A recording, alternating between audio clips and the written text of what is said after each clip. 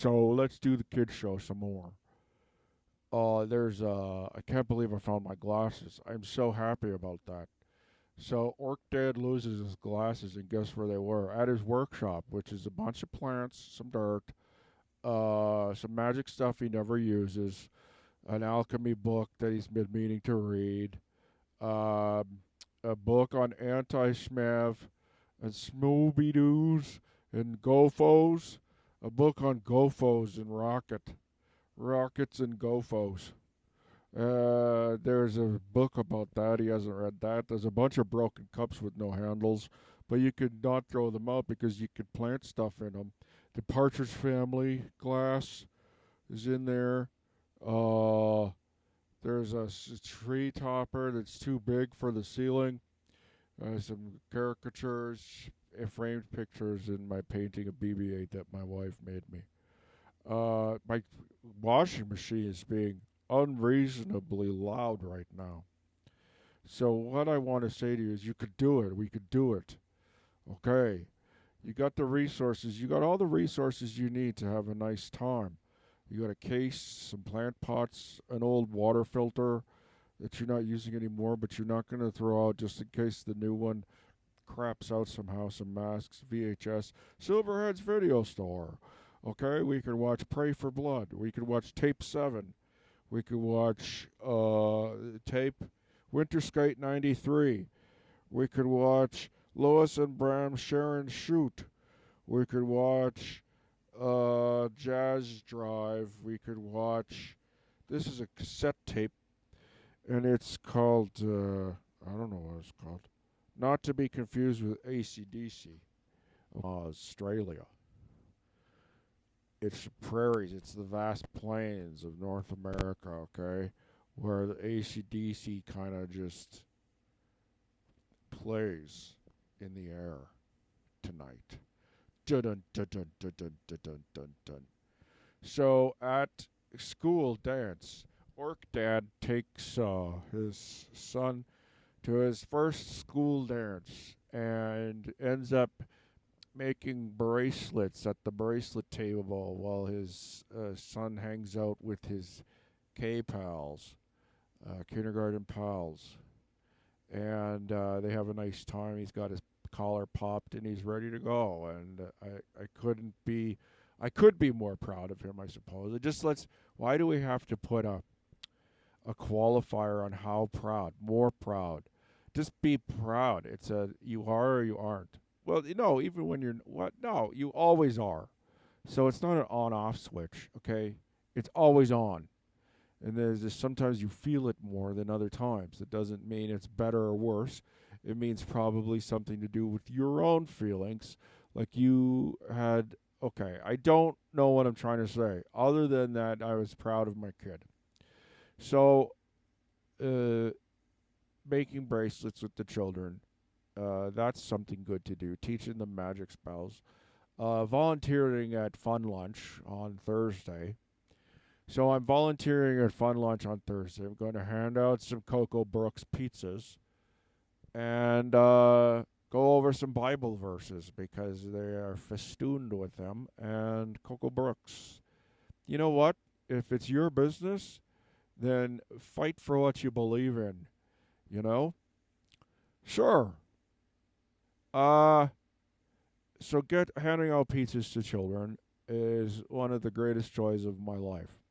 And so when you're volunteering on Thursdays for Fun Lunch, come on over to me and say hi. I won't have any extra pizza for you, and if your family didn't order any, I'm sorry for you. There's little baggies of Cheerios at the office you could go get. Uh, I could give one kid my pizza, but or I could share with two kids, two halves of my pizza, or four kids, four quarters of my pizza, or eight kids, 8/8 of my pizza. Once you get down to sixteenths, is it really even worth it? But I suppose if everyone just wants to see a 16th of a pizza, that's enough to give a kid a taste. But then they want more, a product. So it's not enough. It's not satisfying. And don't you're not doing 16 kids a favor by sharing a 16th of a pizza with them, uh, other than to prove that you can cut a pizza in too small of pieces. There is only so far you could go. 30 seconds, don't even talk to me about that. I suppose you could say, well, you don't have to always split it in, not half, but you know what I'm doing. A power of 2, a power of 6. I don't know what power it is, but you could say instead of 4 pieces of pizza, you could say, well, here's 5. But I don't want to split it up that way because it's not convenient for me, and I can't wrap my mind around giving a kid 1/7 of a pizza, because how can I guarantee that those 7 pieces will be the same size? I can't. But if it was 1/8 of a pizza, at least it'd have a better chance. It's not totally going to be the same size, but it's going to be enough to not fool the children, because there's no reason to be pessimistic about it or cynical, but to give the appearance of fairness as best you can. No, to be fair as best you can, not the appearance of fairness. So cut your pizza into 16ths if you will, but I say stay in the 8ths and don't go any higher than that, or lower if you count the actual size of the individual pieces. The number gets bigger, but it's on the bottom. So it's actually paradoxically smaller because it's a denominator. And that's Thursday Fun Lunch. So I'll see you then. And then also when we have Subway, which a foot long isn't even 12 inches. Don't get me started that it's 8. But half of a, wait. So a 6 inches there. But a 6 inches, you take the bun and you cut it in half. So it must be 12 inches. But if you measure a 12-inch Subway sub, it's only 8 inches. So how do they get 6 inches out of 8 inches? It's not a 4-inch sub, is it? No. Have they been serving 4-inch subs all this time? I don't think so. Sandwich artist tests. You never know when it's going to happen. So you're ready for it, but you're never quite ready for it because they show up in the middle of the night. Get up. And you'll go down to the Subway store and they open it up because they've got a key to every Subway. And then you make a sandwich in front of them, and the key to making a great Subway sandwich is not using too much ingredients. And that's what people don't understand, is that being a sandwich artist doesn't mean that you made the best sub in the world. It means you made a sub within the ramifications, within the parameters, I should say, of the amounts of foods that Subway gave you. So if you put on too many tomatoes, thinking you're doing someone a favor by you making more yummy tomatoes on their sandwich, you failed the sandwich artist test, because you're only supposed to put 4. And if you put 5, that cuts into the profits, man. Sandwich artists. It's kind of like an acting award from Alberta where you pay yourself. You pay $75 to get an award. No, is that what I'm thinking of? No, I'm thinking J.D. Power and Associates. You basically pay. You pay to. It's not the same thing, but it leaves that same feeling in your stomach when you're like, I thought this was an award of merit. You're like, oh, I see. No, it's an award of how much can you make a sandwich good, but not too good, so that you're... Do you know what I'm trying to tell you? It's that feeling in your tummy. So I never took the test. I don't want to be waken up in the middle of the night by someone from Connecticut who's driven all that way, and the first stop they made was your house, so they wore a diaper the entire time? An adult diaper? Like they were an astronaut. You know what? I'm not going to talk about that lady because she was obviously going through some shit with her adult diaper. So why, if you're a priest and you're like, I'm not making enough money, open a Subway. Open the first Subway in your town and watch the dollars roll in. And then sell it to the hot air balloon man who then hired me. Subway. I wrote goodbye messages to them all in mustard on the prep counter. Stainless steel prep counter. When I thought I was something special.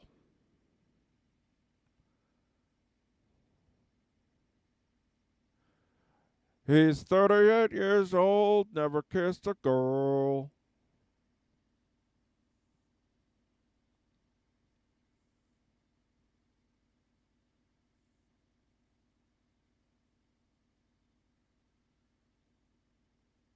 Ba-da.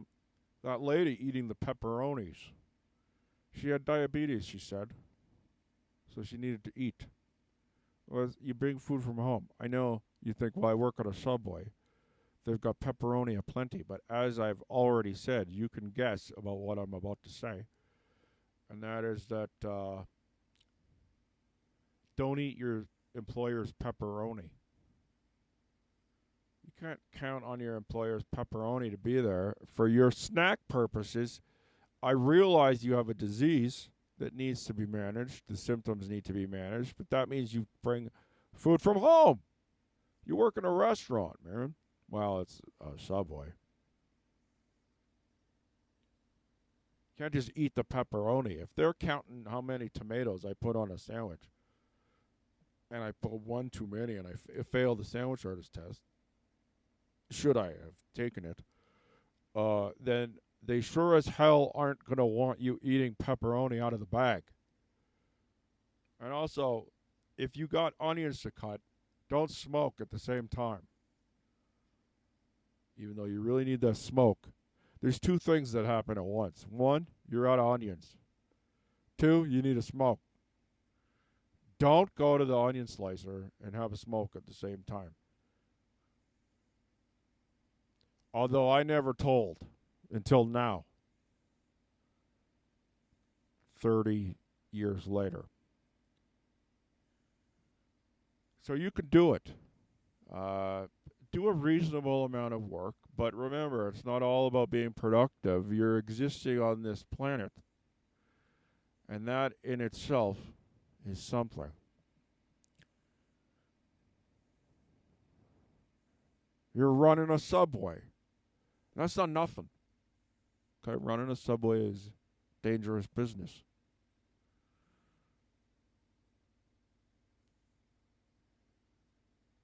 And that guy who would walk in and just eat the free drinks, but they weren't free, but he thought that they were free because he, came in a lot, was a small business owner in the same strip mall as your Subway. It wasn't even a mall, it's just a building with some stores in it on the outside. You couldn't go into the building, and the stores were not interconnected except with the tunnels underneath.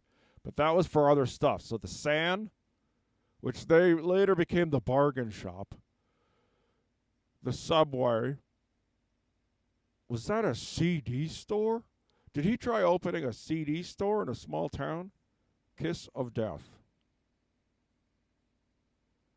When you're living next to a major center, don't open up a CD and tape store. You're not going to make enough money. Everyone's going to go to the city to buy their CDs and tapes. And now they don't even.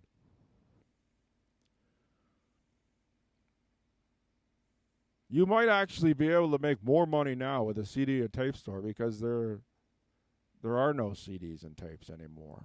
So then you're really selling to a niche market. But then you need to be in a major center.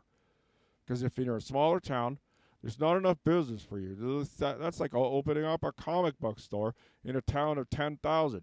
You're not going to do it. Unless you are so involved in the community that you give your entire life to your store. Forget about raising a family, carrying on some manner of relationship, or having a hobby. You won't be able to do it because You got to put your comic store so far up everyone's ass that it's going to take all your time to do it. So the subway could work because people need to eat. But don't open up a fancy French restaurant, for God's sake. If they want fancy food, they'll go into the city. The Great Plains of North America.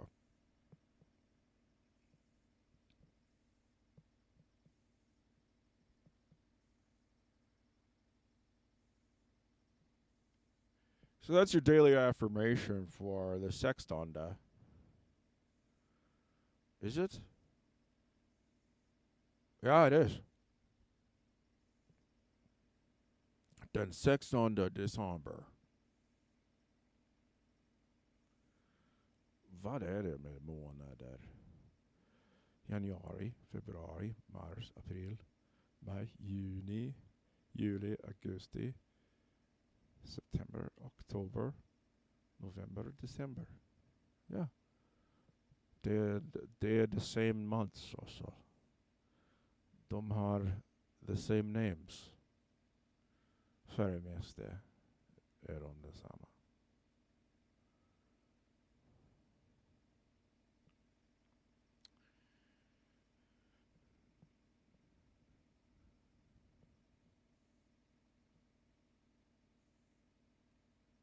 Field trip to swimming. I have a silver head, so my head would make me sink to the bottom of the pool. But also,